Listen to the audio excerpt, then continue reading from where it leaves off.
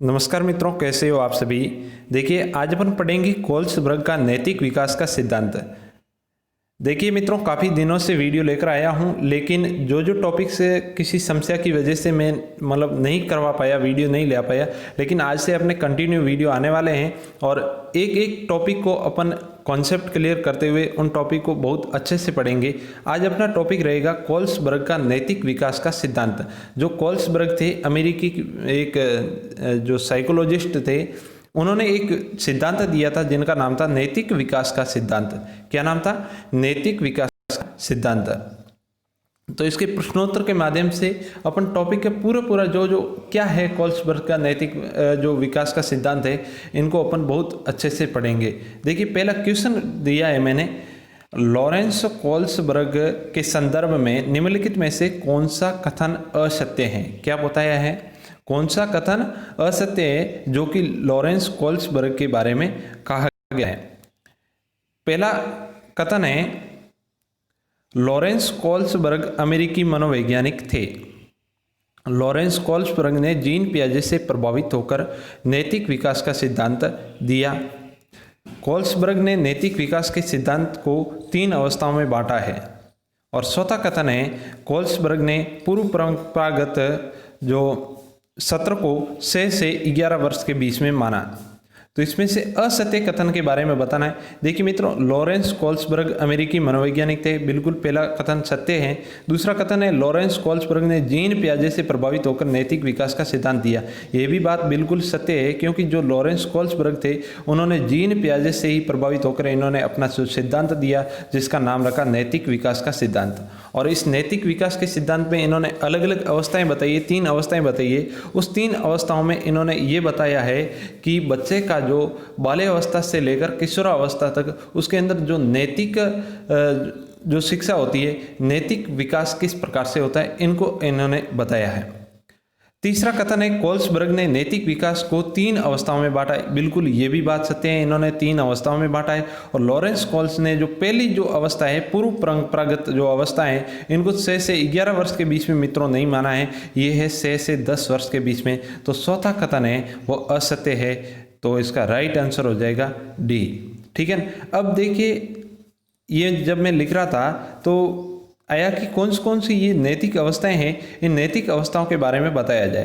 तो देखिए, नैतिक अवस्थाओं के बारे में मोटा अध्ययन कर लेंगे, आपका कॉन्सेप्ट क्लियर हो जाएगा। ठीक है। नैतिक अवस्थाएं, 3 अवस्थाएं बताई है लॉरेंस कोल्सबर्ग ने। देखिए, लॉरेंस कोल्सबर्ग का जो है जन्म हुआ था 1927 में, और 1987 में इनका जो है देहांत हो गया था। तो इनका टाइम पीरियड है 1927 से 1987 के बीच में। इन्होंने कहानियों के माध्यम से, इन्होंने कई सारी कहानियाँ लिखी है, उन कहानियों के माध्यम से इन्होंने है जो नैतिक विकास को समझाने का प्रयास किया है। इनमें से एक जो बहुत ही इम्पोर्टेंट कहानी है, वो मैं कहानी आपको बताना चाहूँगा। देखिए, ये कहानी है यूरोप में एक महिला मौत के कगार पर थी। देखिए मित्रों, कहानी को ध्यान से सुनिएगा, किस प्रकार से इन्होंने समझाने का प्रयास किया। यूरोप में एक महिला मौत के कगार पर थी। डॉक्टरों ने कहा कि एक दवाई है जिससे शायद उसकी जान बच जाए। वो एक रेडियम था जिस वो दवाई के रूप में डॉक्टर बता रहे थे, जिसकी खोज उस शहर के एक फार्मासिस्ट ने उस दौरान की थी। दवाई बनाने का खर्चा बहुत था, और दवाई बनाने के लिए खर्च से 10 गुना ज़्यादा पैसे मांग रहा था। देखिए, उस महिला की शायद उससे जान बच सकती थी, तो वो दवाई थी वो बहुत ज़्यादा महंगी थी। उस औरत का इलाज करने के लिए उसका पति आइनज ने उन सबके पास गया जिसे वह जानता था। फिर भी उसे केवल कुछ पैसे ही उधार मिले कि दवाई के दाम से आधे थे। देखिए, आइनज है जो उस औरत का पति था, वो कुछ लोगों के पास में गया और पास में जाकर उन्होंने पैसे उधार मांगे, लेकिन उनको जो पैसे मिले थे वो पैसे दवाई के पैसों से आधे ही थे। मान लो कि दवाई 10,000 की थी, तो उसके पास में उनको 5,000 ही रुपये मिले थे।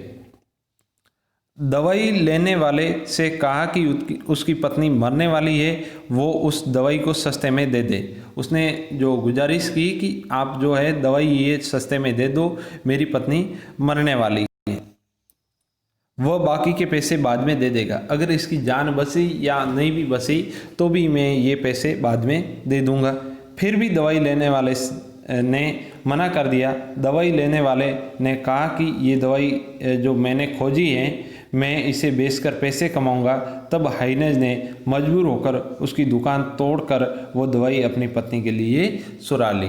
देखिए, उसने फिर मजबूर होकर उसको ये कदम उठाना पड़ा कि इससे अगर मेरी पत्नी की जान बच जाए, तो इस दवाई को उन्होंने जो है दुकान को तोड़कर चोरी करके उस दवाई को लेकर आ गए। देखिए, इस कहानी के माध्यम से कोल्सबर्ग ये समझाने का प्रयास कर रहे हैं। इनके बाद में कई सारे क्वेश्चन होते हैं, उनको ये दवाई चुरा लेनी चाहिए थी क्या, उनको जो ये फार्मासिस्ट था उनको ये जो दवाई है उनको आधे पैसों में दे देनी चाहिए थी क्या, उसको मतलब मानवता का धर्म निभाना चाहिए था। देखिए, ऐसे कई सारे क्वेश्चनों के माध्यम से इन्होंने नैतिक विकास को जो है बताने का प्रयास किया है। नैतिक विकास किस प्रकार से जो है इनका विकास होता है नैतिक। देखिए, इन्होंने 3 अवस्थाएं बताई है। पहली अवस्था है पूर्व परंपरागत नैतिक अवस्था। पूर्व परंपरागत नैतिक अवस्था, इस अवस्था को 4 से 10 वर्ष के बीच में इन्होंने जो टाइम माना है। देखिए, जो शेषवा अवस्था होती है, जो 4 वर्ष से पहले की अवस्था, उस अवस्था को कोल्सबर्ग ने नहीं माना है, क्योंकि उस अवस्था में जो बालक है वो पूर्ण रूप से इंद्रियों पर निर्भर रहता है और उसमें नैतिक विकास नहीं हो सकता है। इसलिए इन्होंने जो अपनी अवस्थाएं शुरू की है वो 4 वर्ष से इन्होंने शुरू की है। देखिए, पहली अवस्था में जो बच्चा होता है, बालक होता है 4 से 10 वर्ष का। देखिए, इसको आप अपने जो प्रैक्टिकल रूप से समझने का प्रयास कीजिए, अपने घर में समझने का प्रयास कीजिए। देखिए, अपने 4 से 10 वर्ष का जो बालक होता है, वो बालक पूर्ण रूप से उनका नैतिक विकास किस पर निर्भर रहता है? दंड एवं पुरस्कार पर आधारित रहेगा। आप पूछोगे कैसे? देखिए, कोई बालक होता है, कोई काम करता है, किसी काम को करने के लिए अपन भेजते हैं या फिर कोई वो काम करता है, अगर वो गलत काम करता है तो उसको उसके माता पिता क्या देते हैं? दंड देते हैं, जिससे क्या वो दोबारा कार्य नहीं करे। उसमें ये नैतिक विकास जो पैदा हो जाएगा, उसमें ये नैतिकता आ जाएगी कि अगर ये काम अपन करेंगे तो अपने को क्या मिलने वाला है? अपने को दंड मिलने वाला है। अगर कोई अच्छा कार्य करेगा तो उसको ये क्या मिलेगा? पुरस्कार मिलेगा। तो अच्छे कार्य को वो बार बार करने का प्रयास करेगा कि अगर ऐसा कार्य अपन करेंगे तो अपने को पुरस्कार मिलने वाला है और ये कार्य अपने को करना चाहिए। तो 4 से 10 वर्ष का जो बालक होता है वो पूर्ण रूप से दंड एवं पुरस्कार पर आधारित होता है। उसका जो नैतिकता होती है, नैतिक विकास होता है, वो दंड एवं पुरस्कार पर आधारित होता है। तो ये होती है पहली पूर्व परंपरागत अवस्था, जिसको पूर्व परंपरागत इन्होंने पहली अवस्था बताया है। दूसरी अवस्था है परंपरागत अवस्था, 10 से 13 वर्ष का बालक। अब देखिए, 10 से 13 वर्ष के बालक के नैतिक व्यवस्था का जो अवस्था का जो आधार क्या रहेगा? माता पिता, परिवार, समाज को देखकर वो सीखता है। देखिए, एक जैसे उदाहरण देते थे, घर में मेहमान आए तो माता पिता क्या करते हैं? उनका आदर करते हैं, उनका सत्कार करते हैं, बैठने की व्यवस्था करते हैं। तो बालक उनसे देखकर ये सीखता है कि जब भी अपने घर पे मेहमान आएंगे तो अपने को आदर करना है और उसके बैठने की व्यवस्था करनी है, उसका अच्छे से जो है ख्याल रखना है। और परिवार में भी यही देखता है, जैसे कोई बालक होता है या फिर अपने माता पिता की किसी के साथ लड़ाई हो जाती है तो माता पिता किसी के साथ गाली गलौज करते हैं, तो बच्चा भी क्या करेगा? किसी के साथ लड़ाई होगी तो वो गाली गलौज करेगा। मतलब जो ये 10 से 13 वर्ष का जो बालक है वो देख कर सीखता है, समाज में क्या क्या हो रहा है उसको देख कर सीखता है। तो ये होती है परंपरागत अवस्था। इसका जो आधार होता है माता पिता, परिवार और समाज को ये देख कर सीखता है। अगली जो तीसरी अवस्था है गैर परंपरागत नैतिक अवस्था, तीसरी अवस्था, इसको पश्च परंपरागत अवस्था भी कहा जाता है। इसे 13 वर्ष से ऊपर का जो बालक होता है, जब से किशोरावस्था इनकी पूर्ण होती है, 13 वर्ष से ऊपर, जब तक इनका जो नैतिक विकास का जो काल माना जाता है, तब तक जब तक उसका नैतिक विकास पूर्ण रूप से नहीं हो जाता, तब तक की जो अवस्था होती है वो गैर परंपरागत अवस्था कही जाती है। उन्होंने इनका नाम दिया है कोल्सबर्ग ने, गैर परंपरागत अवस्था। इसमें इनका आधार क्या होता है? वो सब विवेक से करना सीख जाता है। देखिए, ये बहुत इंपॉर्टेंट होती है ये अवस्था। देखिए, जब बालक 13 वर्ष से बड़ा हो जाता है तो कोई भी कार्य को अपने दिमाग से, अपने मन के अनुसार करता है उसको जो उचित लगता है, सही कार्य होता है, अपने विवेक के अनुसार करता है, अपनी सोच के आधार पर वो कार्य को करता है। और दूसरा कार्य वो समाज को देखकर उसके साथ निर्णय किस प्रकार से लेता है, उसके आधार पर वो कार्य करता है। उनमें जो विवेक है वो बढ़ जाता है, स्वयं निर्णय लेने की जो शक्ति है वो बढ़ जाती है, और इस अवस्था को गैर परंपरागत अवस्था कही जाती है। अब मुझे आशा है कि मित्रों ये जो टॉपिक आपको, जो इन 3 अवस्था को आप अच्छे से समझ चुके होंगे। अब आगे के थोड़े से प्रश्न हैं वो हल करते हैं, जिससे आपके जो कॉन्सेप्ट पूर्ण रूप से क्लियर हो जाए। और मित्रों ये जो क्वेश्चन है ये सी-टेट, आर-टेट और कई एग्जामों में पूछे गए क्वेश्चन है। देखिए क्वेश्चन है, कोल्सबर्ग ने कौन सा सिद्धांत दिया? संज्ञानात्मक विकास का सिद्धांत, भौतिक विकास का सिद्धांत, भावनात्मक विकास का सिद्धांत, या फिर नैतिक विकास का सिद्धांत। अभी भी मित्रों अपन ने पढ़ा था जो कोल्सबर्ग ने कौन सा सिद्धांत दिया था, नैतिक विकास का सिद्धांत। और एक क्वेश्चन मैं आपसे करूंगा, कमेंट बॉक्स में जरूर लिखना, संज्ञानात्मक विकास का सिद्धांत है वो किसने दिया था, ये इसका बताना आपको, संज्ञानात्मक विकास का सिद्धांत किसने दिया था। अगला क्वेश्चन है, नैतिक दुविधा और नैतिक तर्कना किस मनोवैज्ञानिक ने प्रतिपादित किया? देखिए नैतिक दुविधा क्या होती है और नैतिक तर्कना, इन शब्दों को किस मनोवैज्ञानिक ने प्रतिपादित किया? दुविधा मतलब किसी प्रॉब्लम, अपन कह सकते हैं किसी नैतिक प्रॉब्लम, या फिर नैतिक तर्कना किसी काम के बारे में तर्क प्रस्तुत करना, उसको नैतिक तर्कना कहा जाता है अपने विवेक के अनुसार। तो ये जो किसने प्रतिपादित किया था? जीन पियाजे, कोल्सबर्ग, वाइगोत्स्की, एरिक एरिक्सन। तो मित्रों अभी अपन ने पढ़ा था नैतिक विकास का सिद्धांत, नैतिक तर्कना और नैतिक दुविधा का जो है किसने प्रतिपादित किया था? ये किया था कोल्सबर्ग ने किया था। बी ऑप्शन इसका राइट हो जाएगा, बी ऑप्शन इसका राइट हो जाएगा।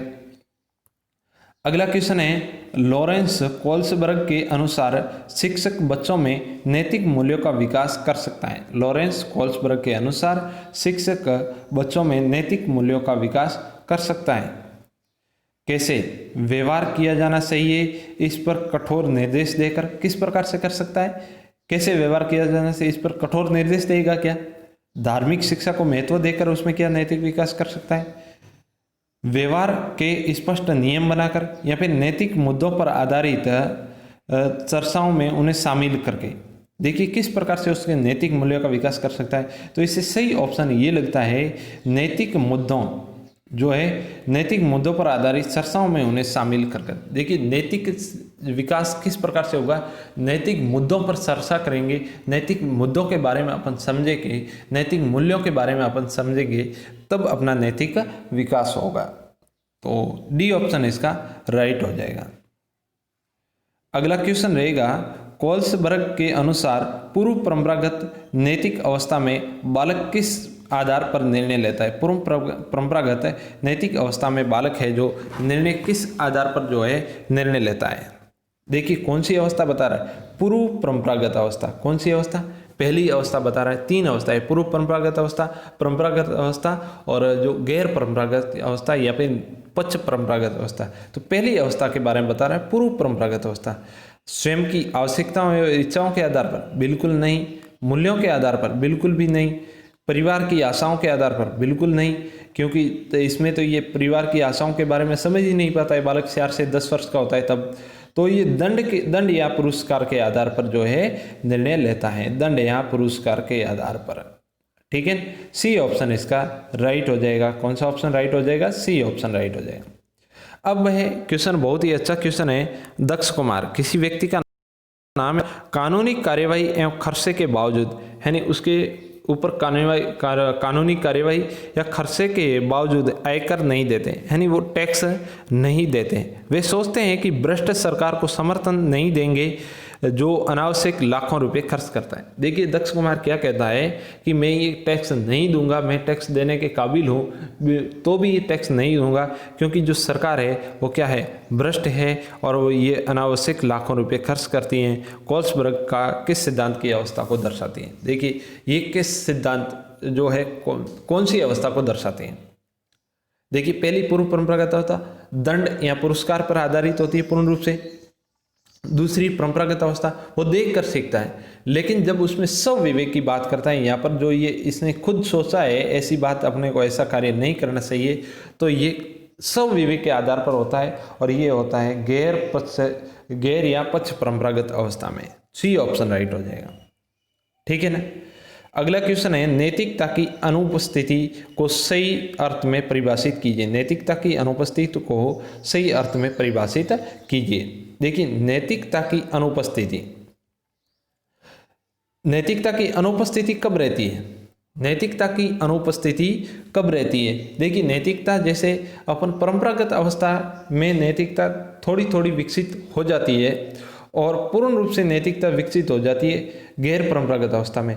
लेकिन जो पूर्व परंपरागत अवस्था होती है इसमें नैतिकता की अनुपस्थिति रहती है, इसमें नैतिकता का विकास नहीं हो पाता है। ये कुछ क्वेश्चन थे मित्रों, इससे मुझे आशा है कि आपका जो है कॉन्सेप्ट क्लियर हो गया होगा।